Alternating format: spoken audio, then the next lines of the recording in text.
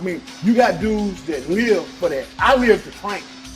You got dudes that live to fuck shit up. Like my partner I was telling you about earlier, Isaac, rest in peace. He trained to break jaws. That's what he do. When we up there training, he thinking about punching somebody. That's all he thinking about all day. Like, man, I feel power. And man, you got dudes that fucking throw it off like that. I'm talking about they will actually loan you something, knowing you can't pay them back. Knowing they ain't seen you go to the store now one time, man. In 20 years, the shoes raggedy, you ain't got no toothpaste, you smell like a bulldog. They will loan you shit, but no, you can't pay them back.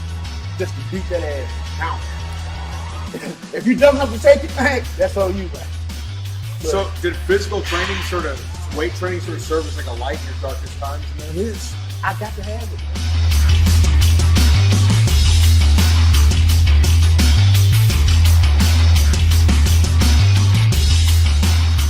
Hey, this is Josh Bryant here with Tyrus Hughes. We're at Destination Dallas, and we're very excited just to get to talk to Tyrus a little about his experience being incarcerated and how weightlifting played a role in that. Some of you that have read Jailhouse Strong, Tyrus was one of our main sources. We got to hear his story, write about him a little bit. And now just came off a big win at the Steve Kuklo Classic last week. And let's have at it. Tell me a little about yourself, Tyrus, how you got started and everything else. I grew up in Kansas, Arkansas, and I used to watch a bunch of Arnold videos back in the day. And that's what really got me started, just touching the weight. I used to do like the concrete weights. Yeah. And so I used to do that like off and on. Really didn't know what I was doing, but I knew I could, I could just like to pump. So I ended up getting caught up in some games and stuff, and ended up catching a charge, and I got caught a charge in Homer, Louisiana. And Homer? Yeah. Homer. South Louisiana. Yeah, and I ended up getting 10 years flat, my first offense. And I went through DOC, which is where they process you and, they strip you down and, bath you, shave all your hair off and make sure you don't have anything. And they shipped me to Winfield Correctional Facility. And when I got there, I was already in the gang. I was part of the Crips. So when I got there, dudes were asking me like what set was I from, and I was telling what set I was from. So yeah, they was like, well, they started introducing me to the rest of the Crips. And so one of the big time Crips' name was Cisco from Harlem 30 from South Central. He was a big, jack, old dude, long hair, man, with a bunch of tattoos. And he come up to me and he say, real homie, where you from? And I said, man, I'm from such and such Crip. And he was like, oh, all right, I'm from Harlem 30. So he was like, man, have you ever worked out? I was like, yeah, I did a little something. So he was like, dude, if you just consistently work out, man, you would be like the biggest motherfucker in here in the next 5 or 10 years, just looking at you. So once he told me that, matter of fact, he took me to the gym while everybody was training and pointed upstairs, and I was like amazed about how big these dudes were. And he just took me upstairs and introduced me to everybody. And from that day forward, I was going hard up until the point to where I just took over for on the Iron Power of training and whatnot. And I just loved it. And I read the books, I ordered books, and I used the training to keep me from being stressed out and fighting, getting a lot of trouble every day. Because every time they took our iron from us, we had to burn energy some kind of way. So we would just fight. So whenever they took it, we would just fight all day. And then they would eventually give us the waist back. So you think the weights in prison actually keep the peace more than make predators? The weights in prison keep the peace. When they take them weights now, we finna take it out on somebody else.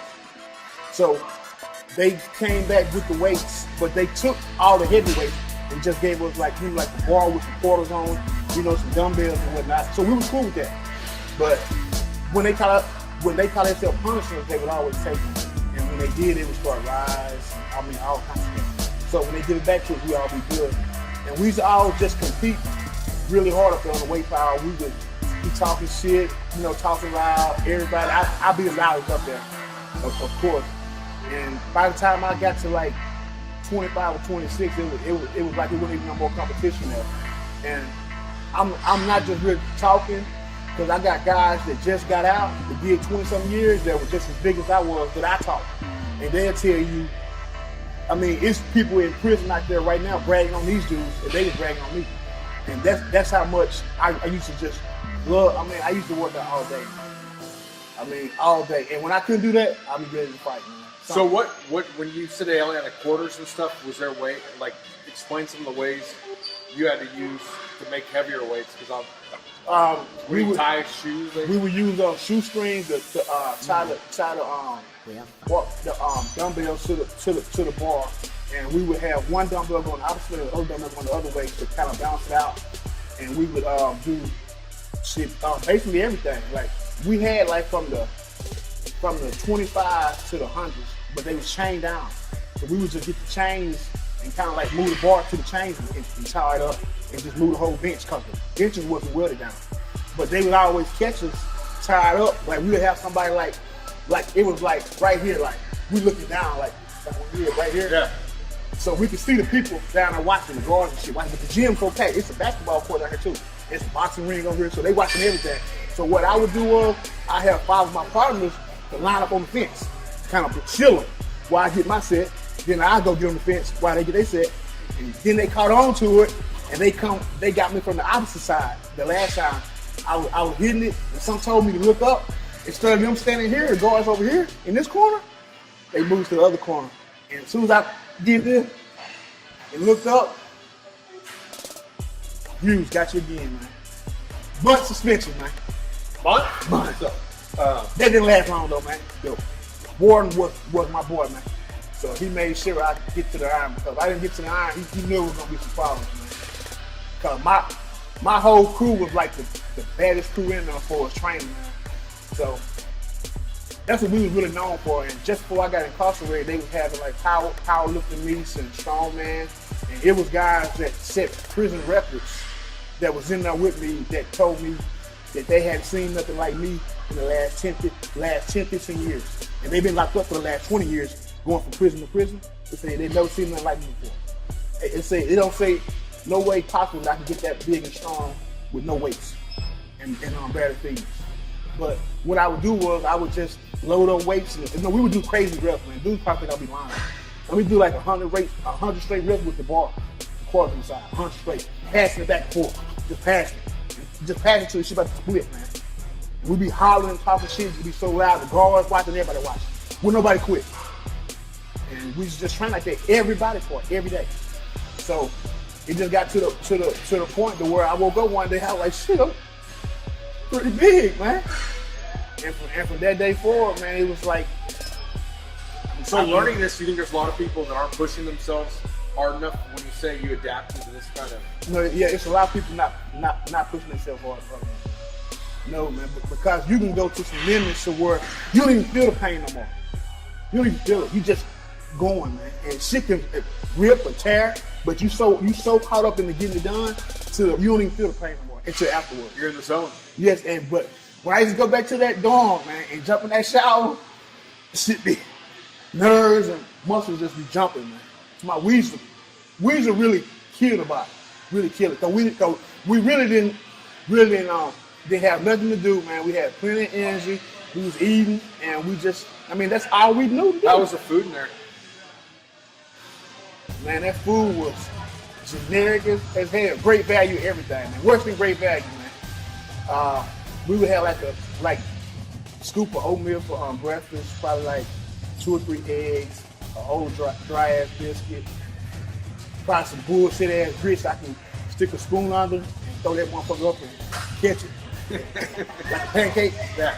And some nasty ass spoiled milk. Then they probably say chow car, they probably have some spanking ass cabbage and some beat up ass cornbread, some beans, man. Get on. So what about talking a little bit earlier about the respect factor? Can you talk about that a little bit? And for the respect factor, like I know a bunch of people listen to Kevin Gates. I don't know if y'all ever heard of Kevin Gates, but he's a big time rapper from Louisiana. And he did a lot of time out there too. And he always say penitentiary rules in effect. Dudes don't understand what he be saying in his song. He say penitentiary rules in effect. That means he respect everything around him. If you respect everything around you, you ain't gonna have no problems like talking about it. So when I'm saying respect everything around you, I mean you respect homosexuals, you respect old people, you respect blind people, you respect crippled people. I mean, you don't underestimate nobody, so you respect everything.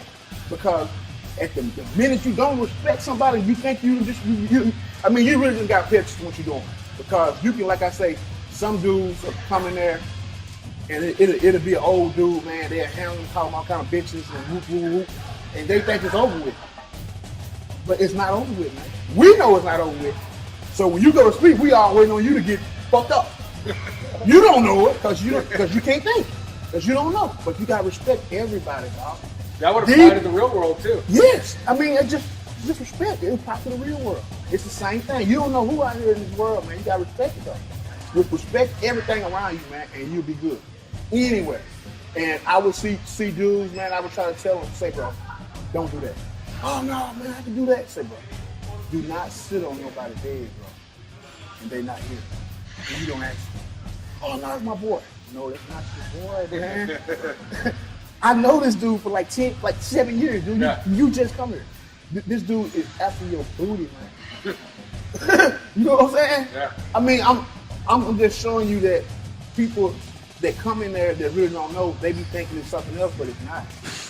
I mean, it's just you just gotta pay attention and you gotta use more of this than this, and you'll make it. But if you do more of this, that means you can't hear what's happening. That's true in business or anything. Yeah, anything, man. Just chill, man, and just listen, man. You might miss something, bro. But I'm telling you, man, because if you don't, and the penitentiary rules, it's gonna cost you, man. I don't know what it is. It might cost you your manhood. It might cost you your eye. It might cost you your lung. It might cost you your leg. I don't know, but it's gonna cost you, man. So, best thing that you do, man, just respect everything around you. Man. Respect that floor, respect that wall, respect everything. Toilet, clean that shit when you get done, dog. When you get done pissing, man, clean that toilet. You don't, get your head bust. I'm just being real, man. It's just all about shit you supposed to know from being home trained. And you pretty much good, man. And just shut up. And don't see nothing. Don't look, don't catch no eye contact with nobody doing nothing in violation. You don't see nothing, though. Turn your head.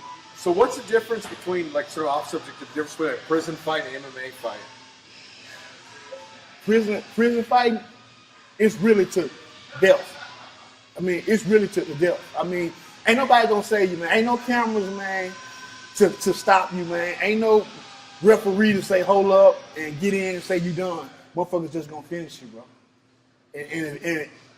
And if you down bad, that's just what it is. Ain't so nobody like gonna the say gentleman's nothing. etiquette of like not hitting the nuts and stuff doesn't apply? That's apply. What's that? To my fours. Like if like if someone, you know, attacked you, would it be considered dishonorable to hit him in the nuts, or is it like man, it's fair game, man. Eat eyeballs out. Hey, I know this white dude, one of the toughest white dudes I know. Right now, this is my boy. I used to work out with him. I was on the basketball team. His name is Jesse Norman. Look him up on Instagram. And he ain't really doing that on Instagram, but training, but you can tell he throw it off. But hey, check this out. This dude right here, man. Say, bro, that's the toughest white dude I know right there, bro. And he will, I seen him, man, he will pull your fucking eyeballs out. I didn't see him trying to dig a dude eyeballs out. Hey, this is my boy right here, man. I'm talking about a motherfucker can't say, catch that exercise. He already back there, man. He ain't got no teeth, he ain't got nothing to lose. He's like, come on, man. This dude right here, man, like Jesse Norman did. He just hit me up not too long ago. And I said that to say, man, it ain't about the color, man. I didn't see some riders, all different colors, shapes, and sizes, man. It's just more about respect, bro. If you show respect, man, you get respect. If you don't show respect, you don't get it. If you slap me, I'm gonna slap you. If you hug me and say you love me, I love you. If you don't do it to me, I don't do it to you. Straight up. You stand by me and don't speak to me, I don't speak to you. And that's penitentiary rules. I mean, that's just the way it goes. We can live together for 8 months in a 6x6. I ain't gotta say one word to you. I ain't gotta disrespect you. If you disrespect me, you're gonna see what's happening. And that's not just me, that's everybody in prison. That's the way everybody thinks. I wasn't the only one, man. I mean, you got dudes that live for that. I live to train. You got dudes that live to fuck shit up. Like my partner I was telling you about earlier, Isaac, rest in peace. He trained to break jaws. That's what he do. When he up there training, He thinking about punching somebody. That's all he thinking about all day. Like, man, I feel power, man. And man, you got dudes just fucking throw it off like that, man. I'm talking about they will actually loan you something, knowing you can't pay them back. Knowing they ain't seen you go to the store now one time, man. In 20 years, the shoes raggedy, you ain't got no toothbrush, you smell like a bulldog. They will loan you shit, but know you can't pay them back. Just to beat that ass down. If you dumb enough to take it, man, that's all you, man. So did physical training weight training serve as like a light in your darkest times, man? Yes, I got to have it, man. I would go to the cell block for 7-8 months at a time, man. I do like 15 to 2,000 push-ups a day. They ain't even count the water bag, just all day. I do that so when I come up the cell blocks, I don't fall off. I go get back to doing what I was doing. And dudes know that, so they don't fuck with me. They know one thing. So there's no weights in there? No, it's 23-hour lockdown, man. No TV or nothing. I do push-ups, water bag all day, man. And dudes know one thing. When I was in the cell block, they knew one thing. I was back there working still. They can hear me talking shit still. So they know they better be still working. So you're doing like 1,500 push-ups a day? Man, if not more. And they ain't even counting the water bag. I'm talking about, man, I can call my partner right now. We like this here. He worked out with me every fucking day. He never quit. His arms got to be like 20 and a half arms. He just got out. He did 21 years. No, he did 17 years. He's 2 years older than me. That's my boy. He'll tell you, man. And he was smashing them. When I left, I went in the gym and told him to kill that noise. I said, hey, man, you trash cans, I'm leaving. I'm passing the torch to my boy, Big Wayne, right here. Y'all have any problems, holler at him. So you basically just kind of, it's like a rites of passage. I passed the torch to him because he was next to me. Sort of a ceremony, if you will. Yes, because informal ceremony. Because couldn't nobody mess with it. And we can hit him up right now. He just got out. And he'll tell you everything I'm saying exactly. I ain't got to say nothing. Matter of fact, he hit me up and he said, man, I was just talking about you and seeing you flash up on Instagram. I said, man, God working mysterious ways, man. So my me and him was like this. This dude right here was a fucking dog, man. But now, my boy done fell off, man. He little, man. So he living through me now. He's out though? Oh yeah, he out, but he little as shit. But I took him when he was like 140 pounds. I had ran out all my workout partners, bro. I built up for like 3 hours training by myself, the same muscle. And one day I seen him over there, I said, man, quit working out with them trash cans, man. Get in with me, man, I got you. Cause I had ran out with everybody, but I was by myself. So he said, man, I can't keep up with you, man. You too. I said, man, by the time you get right, you'll be good with it. Wait, so define a trash can. A trash can, man, somebody that needs to jump in it and be thrown in the big dumpster. Gotcha. A trash can is somebody that ain't worth for shit, man, that eat grass, man. A shit eater. It's what we really call them. We call them shit eaters. A trash can. But that's basically the same thing. And that's basically it, man. I mean, I had a couple more dudes, like it was a crew of 5. And everybody else, either 2 of them dead, and the rest of them back locked up except me.